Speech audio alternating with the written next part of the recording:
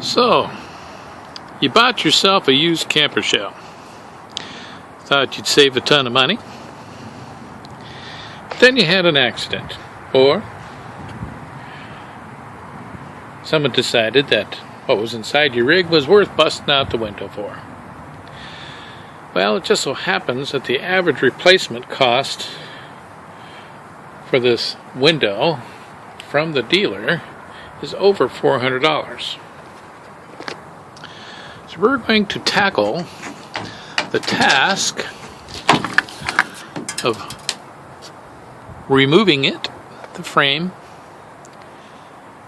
and replacing the glass with plexiglass. All told costs, from what I've read online, it's about $100. That's how much I paid for the whole camper. So rather than buying another one, we'll see if I can fix this one, and it'll be a learning process in the meantime. So anyway, I'll keep you posted if I'm successful or not, and share it on the YouTube. At present, can't find any, so wish me luck.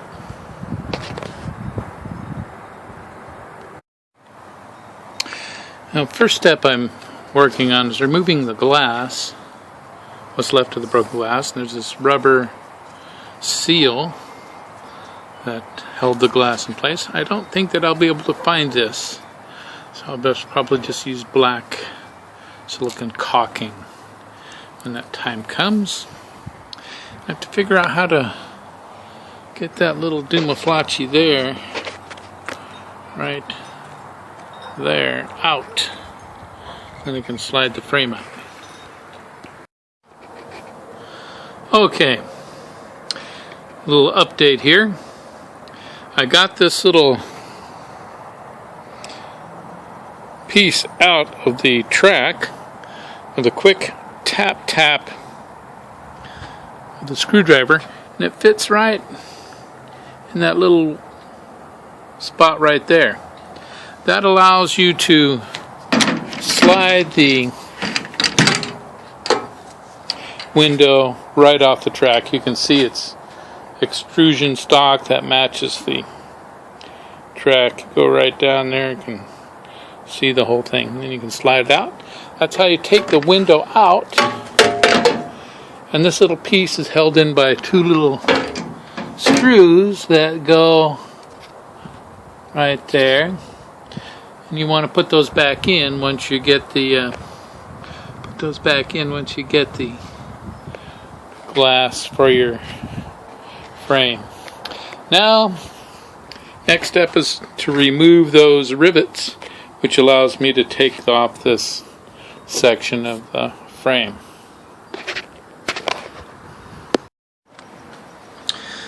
Well, I got the frame apart, taking out the rivets on both sides with a drill. I'll probably use cap screws to reassemble it rather than rivet assembly. Future happens again, it's easy to replace. The hard part is getting the last bit of glass out of this groove here. And then when I took apart the handle, the spring inside that was like history. So I'll have to replace the spring. That's what causes the spring is what pushes the spring is what pushes the handle in and out on the thing, so I'll have to replace that spring. Right now I'm just using a screwdriver to break away the glass and chisel it out of there. I think there's probably a little bit of glue on a different type of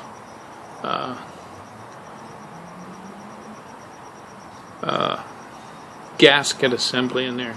It's not coming out too easy. So, working on it. Okay, I got all the glass out, but what you can see in here now is a hard plastic gap kind of track that's inside this aluminum extrusion. I got to get that out as well. I don't know if I have to get that out, but I'm going to take it out because I don't want anything in there but the caulking that I'm going to use. So, keeping working at it. Well, that worn out plastic stripping is in there pretty good. I can't get it out without really screwing up the track there. So I'm going to leave it in. We'll caulk around it. So I have to buff out all the scratches I made and sand off the burrs. We'll go get our glass and our spring. Also going to get some new weather stripping. This is pretty much had it. So see if I can find that too. Yeah, making progress on the window for the back of the camper here. Had a well-duh moment. I was having a problem getting the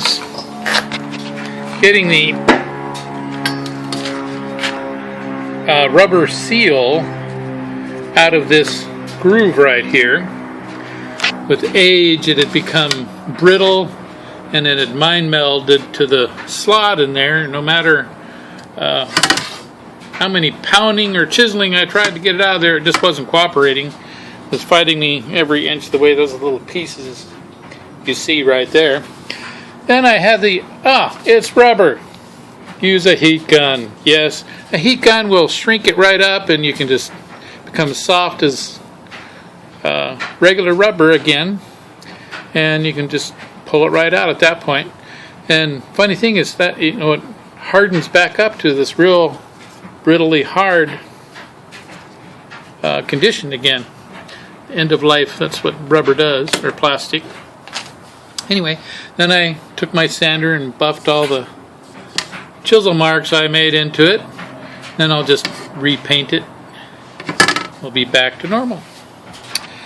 Again, back to work. Okay, a little bit of update here. I've got the plexiglass and I cut it close to fit. The problem I'm having is the distance from here to here, here to here, is not the same as it is over here to here. So there's a little bit tight fit here, and what I'm doing to make it fit is sanding the edge here and on the other side. Not quite got the right fit. But cutting the glass was very easy. I just used a hand sander to put the radius here. I just have to keep sanding it until it matches the radius inside the slot there. And then we'll be able to assemble it. Okay, some major progress today. Got the glass in. One of the problems was that on this piece here, when they put this hole in, it bubbled the groove inside there, so it made it difficult to kind of wibble wobble. So I had to buff out the plastic sheeting to match that groove there. And it's all in. I've left the plastic cover on the glass, both sides, because I'm going to touch up the paint on here next. And I used interior exterior Dynaflex 230 to seal it into the groove. When you buy this stuff, make sure you get the cap and check to see if a box cutter opened it. 2 tubes did the job for me. Might need a third if you have a bigger window. Kind of a guesstimate. There's a 1 tube for I used 1 tube by itself just for the top part and one tube for the bottom section. But now we'll paint it, put the hardware back on, and reinstall it. Well, here we have it. Here's the finished product. We have new guides for the locking bar on both sides. Both sides there. And put it all back together. The new spring inside the locking assembly. And the new glass. There it is. It's not glass, it's Lexan, or plexiglass. And I got my new fishing sticker on there. I'll be sure not to accidentally bring home too big of a fish. Anyway, that's the completed project. One of the difficulties I had was getting these little sprocket things on that hold the lift piston in place. You should wear gloves or something. Those are sharp and pointy. Did a little bit of damage there in my hand. And then the adjustment of this, I don't know if I bent it in the process of the work that I was doing or not, but it was hitting right in here, so I had to tweak this in a little bit. Other than that, I saved $400. I spent altogether $86 for parts, paint, and what have you, versus buying a new window from the dealer for $400+ not including tax. Next project, I'm going to paint that shell, and we'll see how that goes. Hope you enjoy this video. If you have any questions, just ask and I'll answer.